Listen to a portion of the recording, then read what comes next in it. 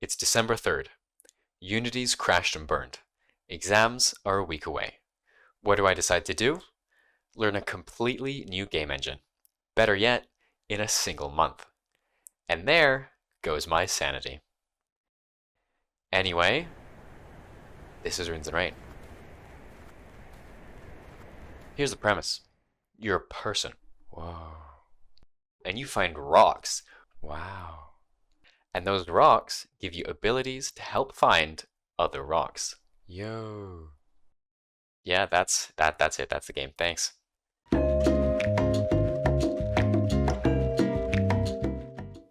Okay, there's a little more to it than that. The rocks in question are these runestones scattered across the map. The player's goal is to find and interact with them. Doing so, each rune grants the player a magical ability, such as double jumping or gliding. These abilities are utility-based, namely movement. The more abilities the player unlocks, the more opportunities they have for exploration, accessing shortcuts, finding other runes, and stuff like that. It's a pretty simple game, but I had a lot of fun making it. The experience was incredible, and it entirely changed how I'll be structuring my future development work. If you want to know more, stick around, because this is the story of how I spent a month learning Unreal Engine and published my first game. Given how simple the core gameplay is, most of the runes have many puzzles you need to solve to get to them, like hidden routes or jumping courses. Especially cool is that this way, the solution to finding each rune changes with what abilities the player currently has. One thing I was very careful about making sure, however, is that each rune can be found and activated without the need of any abilities, so the player is free to explore the map and find runes in whatever order they wish. Being an exploration game, ambience is also a big part of the experience, with dynamic weather, hazardous amounts of fog, and pretty plants. Unreal Engine has the potential to be gorgeous. I tried my best, but it's quite a steep learning curve, and I couldn't have done it without the wonderful work of channels such as Prismatica Dev and Ghislain Gialdo. Definitely check them out if you want to level up your technical art skills with the engine. Speaking of, maybe all Unity developers, myself included, are just smooth brains, but everyone using Unreal seems to have this innate skill to cram as much data as possible into the weirdest, most efficient ways I have ever seen.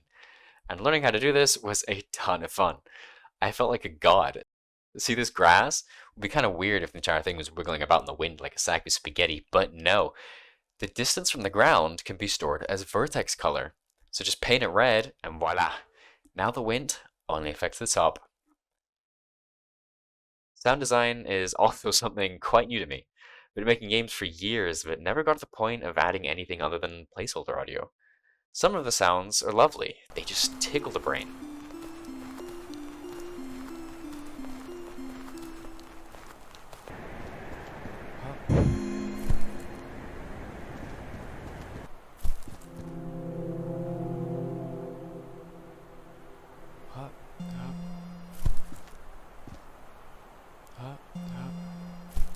But some of the sounds are my voice recordings.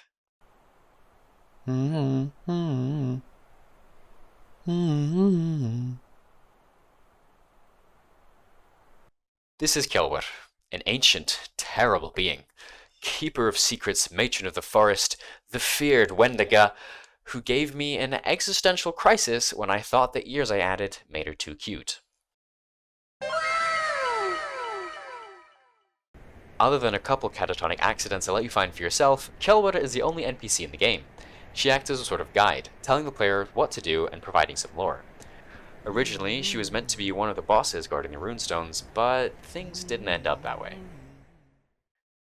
Remember when I said this might not be the best time to start a project like this? Yeah. By the 20th, all I'd managed to do was make a stamina system, rudimentary combat, and enemies so dumb, they... not fly. It's... Not even the character model was finished, let alone any work done on the bosses. With a week left before my deadline, I decided to pivot. And by pivot, I mean cutting out half the game I had planned. Since none of these mechanics were made yet, not much had to be restructured. But emotionally... ugh. It's unfortunate that not all of the features made it into the game.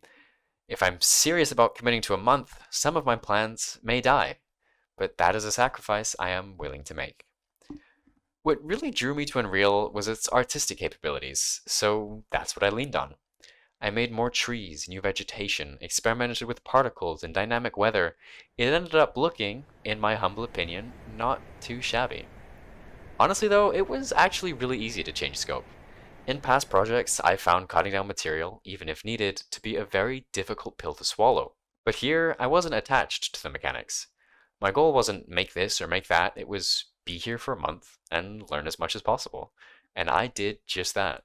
And it was amazing. So I present to you Runes and Rain.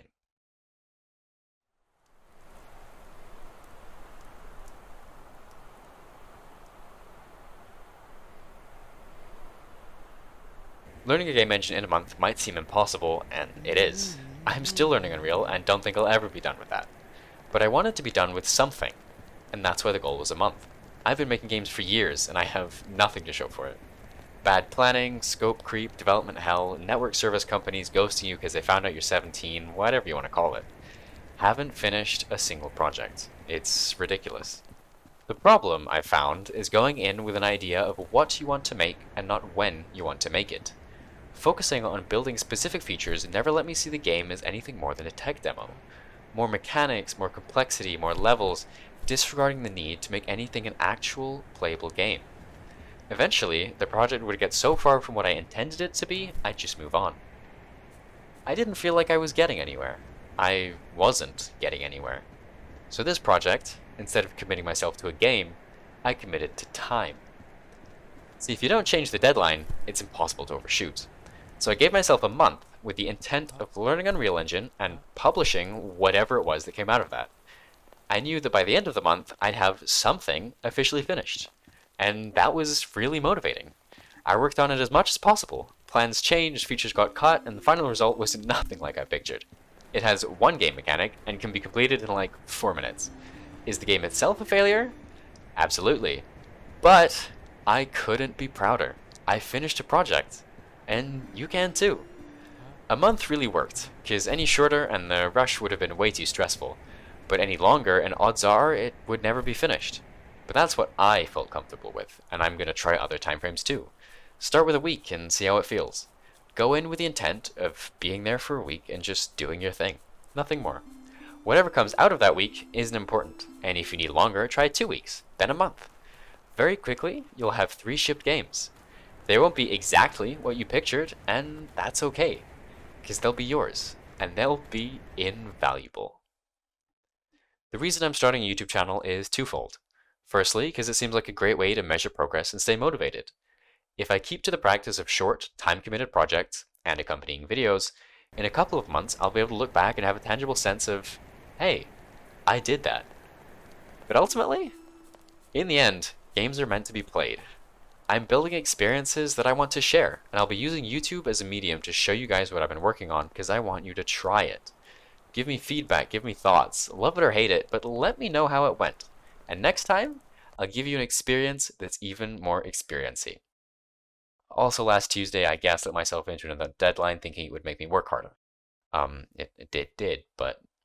Unless I've really screwed up, this video should be up on YouTube 2 weeks after I finished Runes and Rain. The reason it's so late is because this time commitment thing I'm trying is unironically too effective. It's been 10 days and already 29 commits in the January project.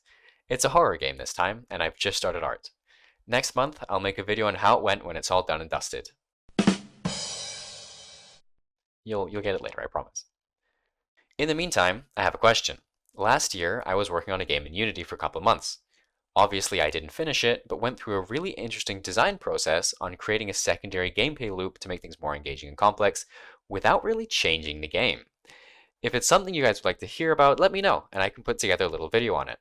Probably won't be feature length, but could still be interesting. Now, I want to finish by saying, if you think everything I've said in this video is incredibly stupid, that's okay. I tried so many different workflows before I found what worked for me. And there's no right way to do things. As long as you're enjoying the process, you're on the right track. So go make games. That's what I'll be doing. That's it from me. See you next month.